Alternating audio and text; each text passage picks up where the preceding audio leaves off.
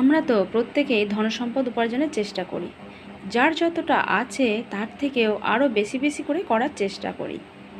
তার কারণ হলো যাতে করে আমরা সারা জীবন সুখে শান্তি আনন্দে কাটিয়ে যেতে পারি এবং আমাদের ভবিষ্যৎ প্রজন্মের জন্যও কিছুটা সেই সঞ্চিত ধন রেখে যেতে পারি, যাতে করে তাদেরও ভবিষ্যৎটা খুব সুখের হয়। কিন্তু এটা ভেবে দেখেছেন কি, মাঝে মাঝে আপনার ওই রেখে যাওয়া ধনসম্পদ তাদের জন্য সুখের কারণ না হয়ে তাদের ভোগান্তির কারণ হয়ে ওঠে? তার কারণ কি?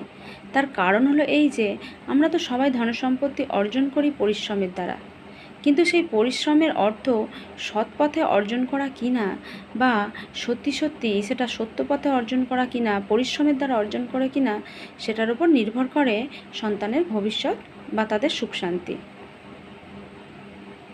যদি সেটা আমার সৎ পথে অর্জন করা হয়, কষ্ট করা পয়সা হয় এবং তার মধ্যে কোনো কিছু খারাপ না থাকে, তাহলে অবশ্যই সেই ধনসম্পত্তি সন্তানের কাজে লাগবে।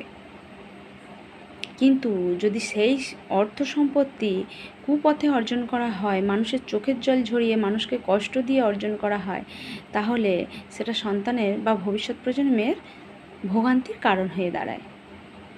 কারণ আপনার কুকর্মের ফল বা শাস্তি তাদেরকে অবশ্যই পেতে হবে, তাদেরকে সেই দাম চোকাতে হবে। তাই আমরা কখনোই চাইবো না যে আমাদের কুকর্মের ফল আমাদের ভবিষ্যৎ প্রজন্ম, আমাদের সন্তানরা বহন করুক।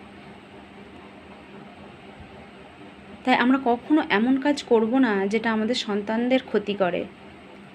তাই আজ থেকে সবাই সৎপথে ভালোভাবে থাকবো, ভালোভাবে উপার্জন করব এবং ভবিষ্যৎ প্রজন্মকেও এক খুশির দিন উপহার দিয়ে যাব।